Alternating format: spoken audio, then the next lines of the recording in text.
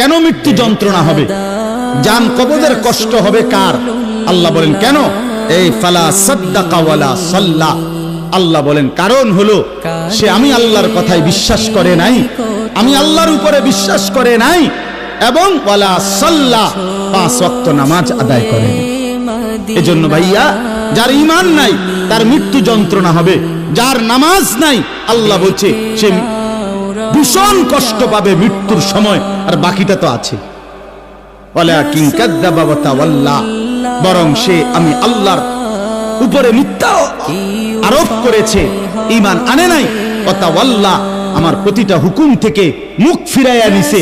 আল্লাহ বলেন সুম্মা যাহাবা ইলা আহলিহি ইয়াতামাত্তা, আমার নাফরমানি করছে, আমার বিরুদ্ধাচরণ করছে, আমার হুকুমের উল্টা করছে, অথচ এর পরেও স্ত্রী সন্তান পরিবারের মাঝে গর্ব কইরা অহংকার কইরা আনন্দ ফুর্তিতে জিন্দেগি কাটাইছে।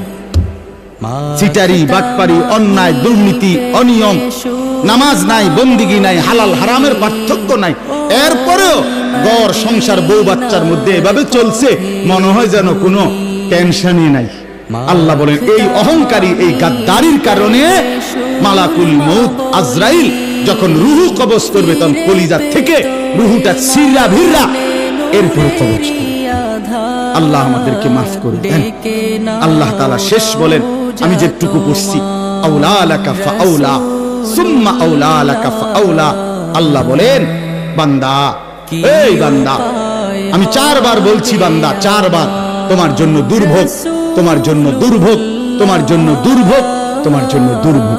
4 বার আউলা লাকা ফাআউলা সুম্মা আউলা লাকা ফাআউলা। এটা হলো 4টা। কেন 4টা কেন? 1, তোমার জান কবজের সময় তোমার দুর্ভোগ, 2, তোমার কবরে দুর্ভোগ, 3, হাসরের মাঠে দুর্ভোগ, 4, জাহান্নামে দুর্ভোগ। তুমি জান কবজের সময়ও কষ্ট পাইবা, তুমি কবরেও কষ্ট পাইবা, তুমি হাসরেও কষ্ট পাইবা, তুমি জাহান্নামেও কষ্ট পাইবা। আউলা লাকা ফাআউলা সুম্মা আউলা লাকা ফাআউলা। আয়াহসাবুল ইনসানু আন ইউতরাকা সুদান। আল্লাহ তাআলা বলছে, মানুষ তুমি কি ভেবেছো আমি তোমাকে এমনি এমনি ছেড়ে দেব না? কি ভাবছো? এমনি এমনি অনর্থ কোন উদ্দেশ্য ছাড়াই আমি তোমার এমনি বানাইছি না? বান্দা ফাহাসিবতুম আন্নামা খালাকনাকুম আবাতা। আল্লাহ তাআলা বলেন, বান্দা তুমি কি এই ভেবেছো আমি তোমাকে বেহুদা বানাইছি? এ খাইবার ফুর্তি করবা, নাচবা গাইবা? না ভাই, আল্লাহ তাআলা আমাদের প্রত্যেককে ঈমান দান